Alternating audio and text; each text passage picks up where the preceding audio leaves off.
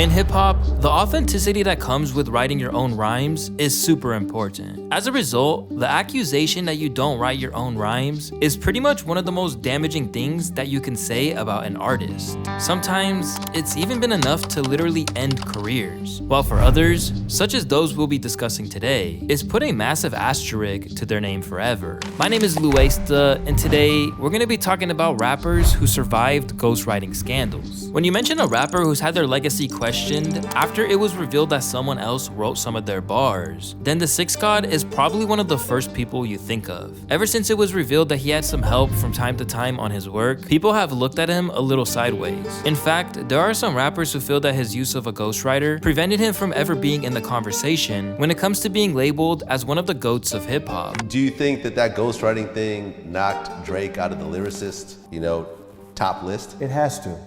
It's only fair. Before I had that, I was like, okay, Drake, Kendrick, Cole, they in the battle for it. Once he got a writer, you know what I'm saying? He's not in the battle with Cole and Kendrick in my eyes no more. He's with Swiss, Diddy, and Kanye and them. Although it was a move that had some people looking at him like an entertainer rather than a rapper, Drake's ghostwriting scandal is something you barely ever hear get factored into a discussion about him these days, let alone the collateral damage that was left in the process that permanently derailed the life and career of a man who penned those rhymes in the first place. Before he ever linked up with Drake, Quentin Miller was a member of an Atlanta-based crew by the name of Wedding Crashers. Once people realized how solid his pen game was, Drake put in the call to have Quentin join his team as he was putting together the now legendary project titled If You're Reading This, It's Too Late. Suddenly taken from obscurity to working with one of the biggest artists in the world, Quentin's involvement with Drake wasn't ever formally announced. Instead, users on forums like Kanye2the.com was wondering who the new man in Drake's entourage who was repping his label was. Just kinda weird they gave him an OVO chain, and he just recently started hanging out with them. Could be the next OVO signee. But as the world would soon learn by the way of Drake running into conflict with another top tier artist, Quentin was never signed to OVO. Instead, that chain wouldn't even count as a consolation prize for all the chaos that was about to invade his life.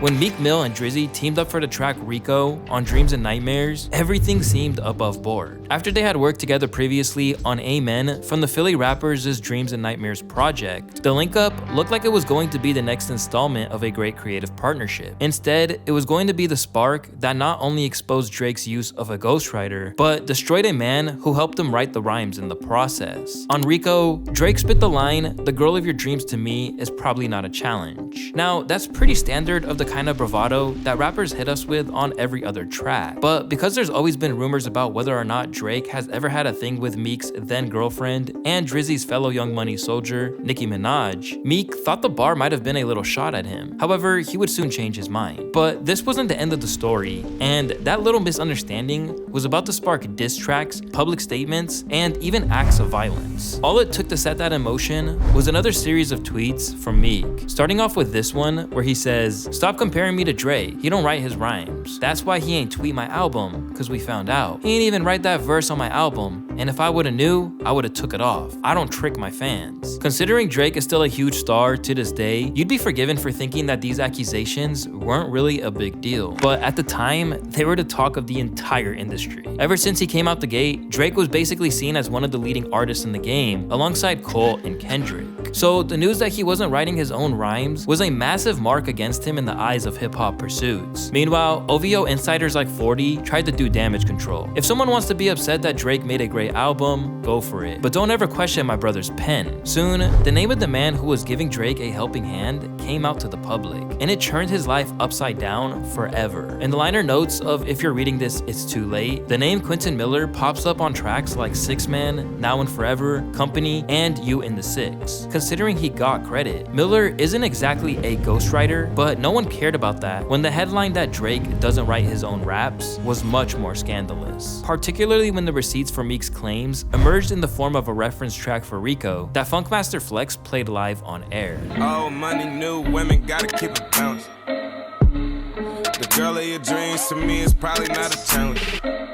As for other people knowing, Steven Dingle, the manager of OG Mako, basically confirmed that everyone from Atlanta knew, saying, "Atlanta is a small circuit, everybody knows each other. So we've been rocking with Mac and Quentin," Dingle said. "Before the project came out, we just knew he was working with Drake. We heard the records and stuff like that. He probably had a confidentiality agreement or something like that, cause he never purposely said, yeah, I'm writing for Drake. We just heard records and he was like, yeah man, Drake reached out." OG Mako took the same stance too, arguing that Quentin should embrace the credit he deserved for contributing to some genuine hits. You hear 6 p.m. in New York, that's clearly Drake. It's amazing, it's lyrically profound, he told All Hip Hop. But 6 p.m. in New York is not what everybody played every fucking day. It's 10 bands, and that's Quentin Miller. I wasn't like, Drake. I was just trying to show that it's these underground dudes that y'all keep trying to discredit that's really out here boosting artists. Although people like Mako were fighting his corner and Meek was using him as ammunition in his beef with Drake, Quentin clearly didn't want to be known as someone who wrote tracks behind the scenes. As a result, he released a lengthy statement where he claimed, "Most of the project was done before I came into the picture. I remember him playing it for me for the first time thinking, why am I here? Like, what does he need me for? The answer is nothing. I am not and never will be a ghostwriter for Drake. I'm proud to say that we've collaborated, but I could never take credit for anything other than a few songs we worked on together." Although he wanted to use him as his ace in the hole with his beef with Drake, Quentin wasn't feeding into the narrative that Meek wanted to create. And the Philly rapper was about to take drastic measures to try and get him to do his bidding. And soon, Quentin was about to learn that for him, nothing would ever be the same for him ever again. Meek and his crew caught up with him in LA and allegedly, under the direction of Nicki Minaj herself, assaulted him.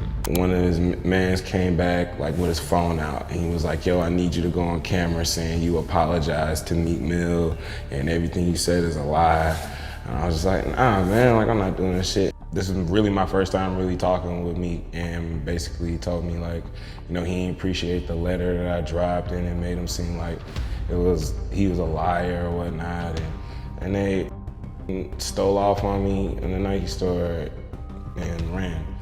I shed blood in the Nike store on Wilshire. From that point on, there was no more OVO Quentin Miller. Rather than being the new signee that the world thought he was going to be, he's pretty much been left on the shelf and only has about 50,000 monthly listeners on Spotify to this day. Meanwhile, for Drake and Meek, they have since moved on like nothing happened, squashing the beef officially when they reunited on Going Bad from Meek's 2018 project called Championships. Anybody that knows me knows that my strongest talent is writing. That is my strongest talent. But understandably, Quentin feels a little bitter over how much damage his career and reputation took, only for them to patch it all up without ever making amends with him.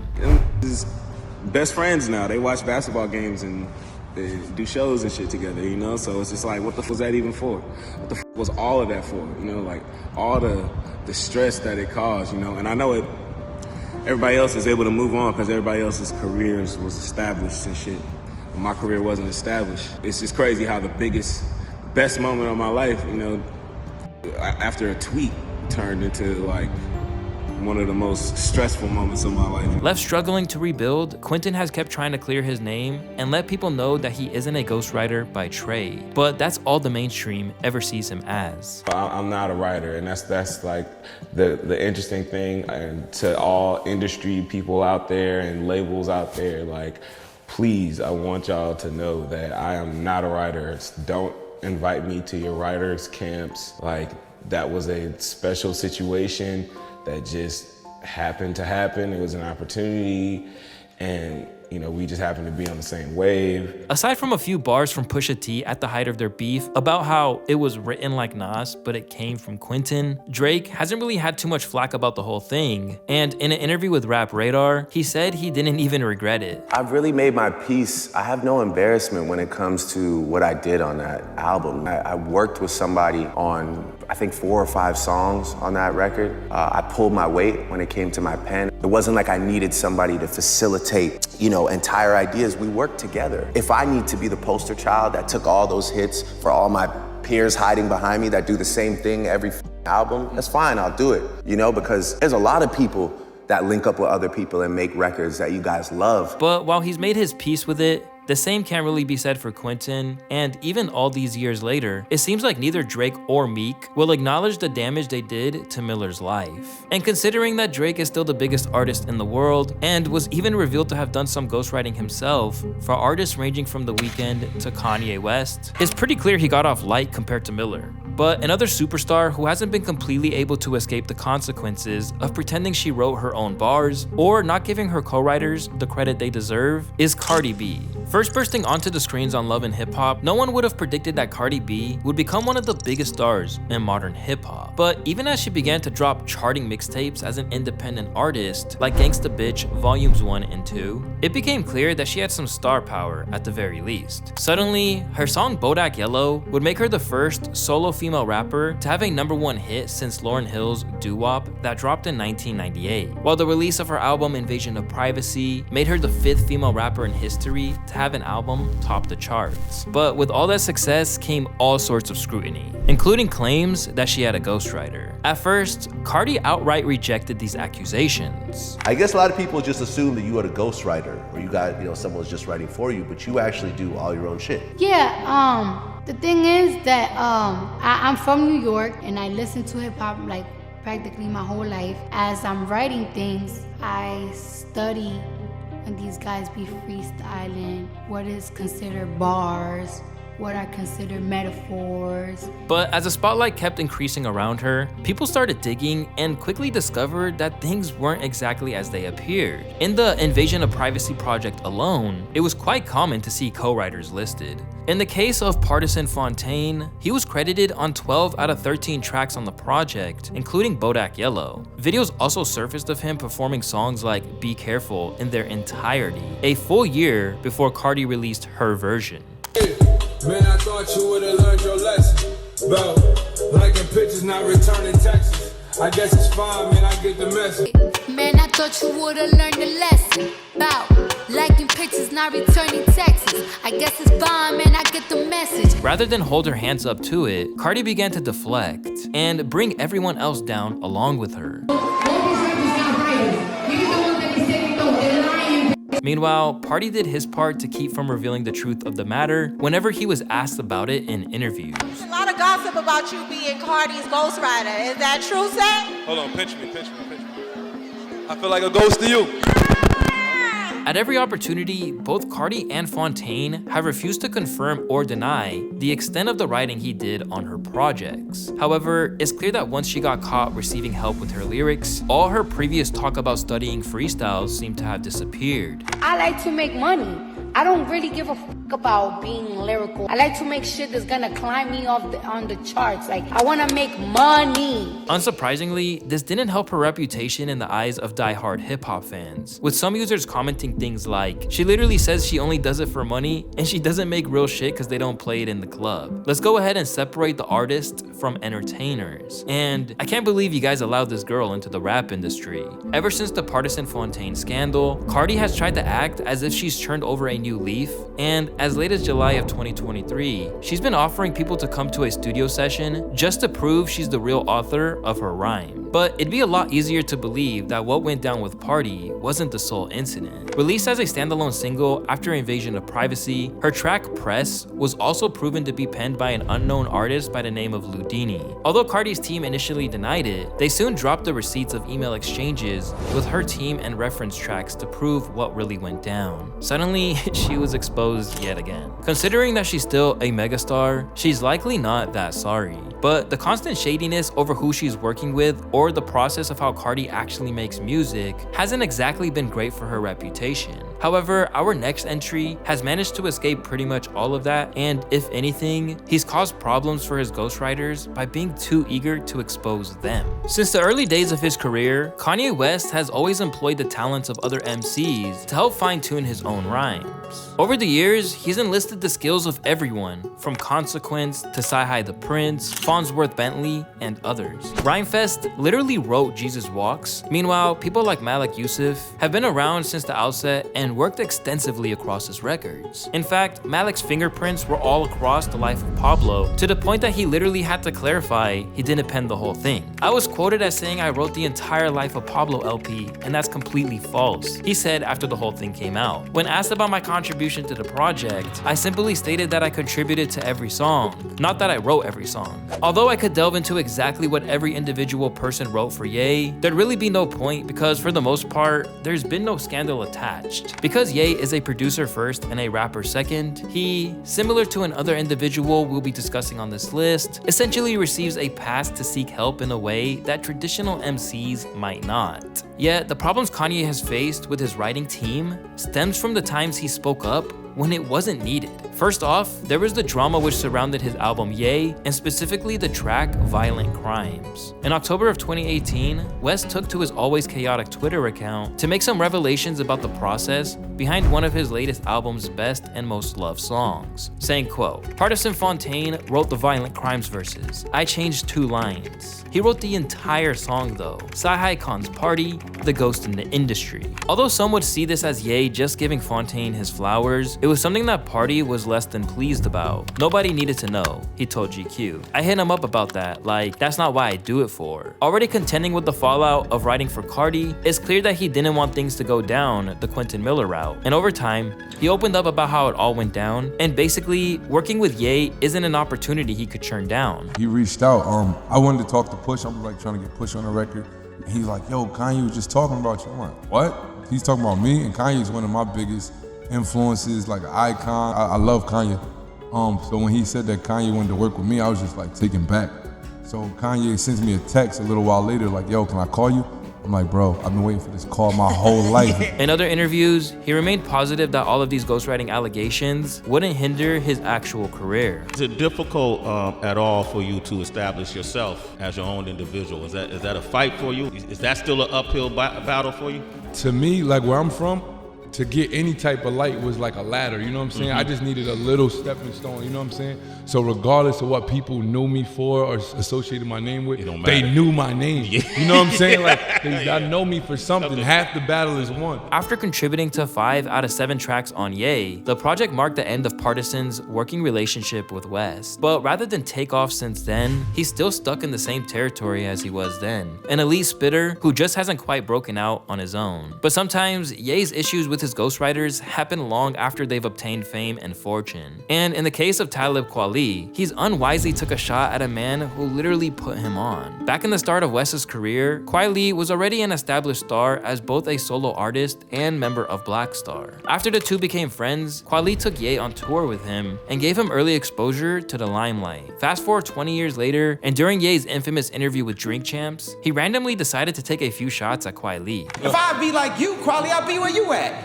Now, if you take the average 99% of people say, do you want to be Kweli or do you want to be Ye? More people gonna want to be Ye. I love Kweli. I never really liked the way he rapped. I apologize once again to Kweli. I'm sorry, I never f***ed with your rap. Oh shit, I did just see that. I totally forgot. Oh man, nah, I'm really gonna have to fight this man. It's gonna be 10 with fitted caps from 12 years ago chasing me. Although Ye dishing out his opinions to the world isn't exactly anything new, this seemed more ill-advised than most, considering how respected Talib is in the hip-hop world. In response, he shared an IG post which exposed each and every person who'd written for Ye over the years, titled Kanye West Ghostwriter Appreciation Post. Among those photographed was Common, Pusha T, John Legend, Consequence, GLC, Party, and a whole lot more, with several of the ghostwriters in question posting to insist it was a collaborative process rather than them just writing Ye's rhymes. Talib still wasn't over the disrespect and continued to sound off in the comments. I agree, Ye is more talented enough to write a whole album with no help. He doesn't though. So he shouldn't be shitting on the skills of those who do. For Ye, it was never using writers that was the problem. Just the moments where he mistreated them or ignored their requests for discretion that it reflected badly upon him. But when he does treat them right, he's been able to maintain healthy, mutual, beneficial relationships that have lasted for years. However, another man who's also suggested to keep that same balance over the years and left one ghostwriter in particular out to dry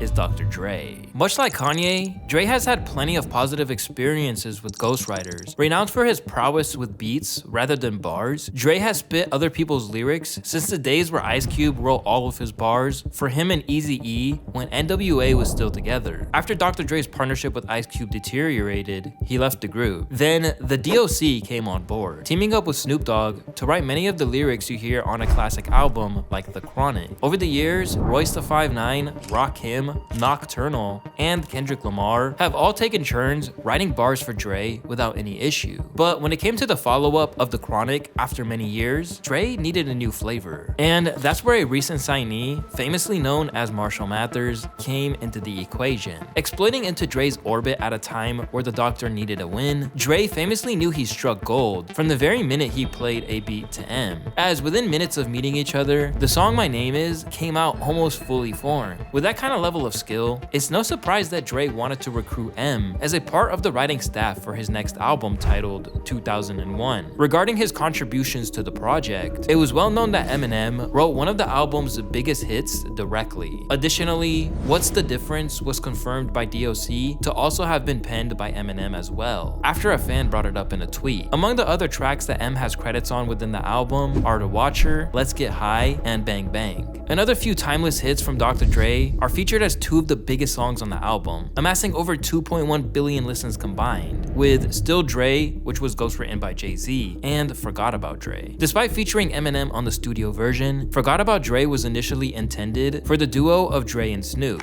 That was Eminem's idea. He wrote the song for me and Snoop originally. He laid the reference vocals for Snoop, and I liked the way it sounded, so we just kept it that way, and I laid my vocals, and that was it. I have no idea what triggered him to write that song. He just came in with those lyrics, and we wrote some music to it, and that was that. And as we know, this song was an instant classic, winning Best Rap Performance by a Duo or Group at the Grammys, and remaining one of Dre's most iconic tracks to this day. As for Hove, his contributions to Still Dre were so neatly spelled out for Dre and Snoop that all they had to do was head to the studio and follow the reference track. On that reference track, I'm doing Dre and Snoop's.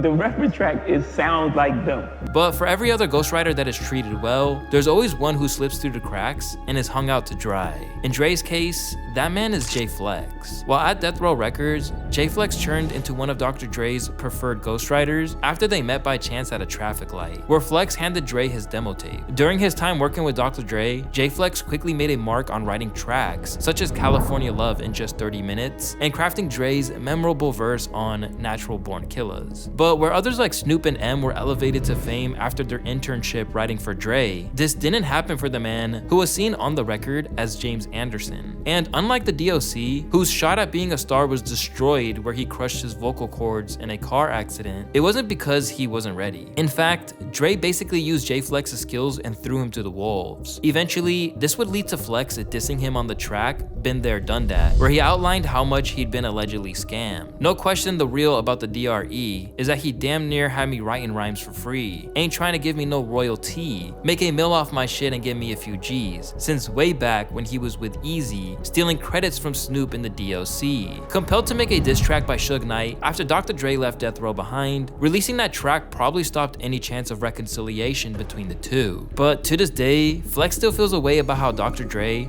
just cast him aside and into a potentially deadly situation with Suge. I don't have no animosity because he didn't have to pull over and stop and take my tape. So I'm gonna be forever grateful to him for that. But what he told us was that he was gonna take care of our contractual obligations to Death Row. And he really just saved himself. And then when I asked him about it, he said, oh, well, why don't you set up this ghost publishing company? You know what I mean? Because Suge ain't getting a dime from me. That was his exact word. How I looked at it though was, and I can understand he had to make his move, but how I looked at it was, okay, you want me to go behind Suge back and write for you when I ain't really got my proper money in the first place. But then you want me to go behind Suge back and take chances on crossing this when I see what he do to that cross him. And then, but you ain't even doing it right. You know what I mean? So to me, that showed me, because he came at the friend role in the beginning like we was buddies. You know what I mean? I always thought he was looking out. Across situations like those faced by Quentin Miller and Jay Flex, we see how precarious the road of a ghostwriter really is. Because the minute that it's you or them, the mainstream artist won't hesitate to throw you to the side in order to save their own skin. So while examples like Eminem, the DOC, and Snoop showed that it could be an important stepping stone in your career, more often than not, it's only going to bring drama when these rappers are outed for not really being the person who opens their rhymes. So the real question is if the risk is worth the potential reward.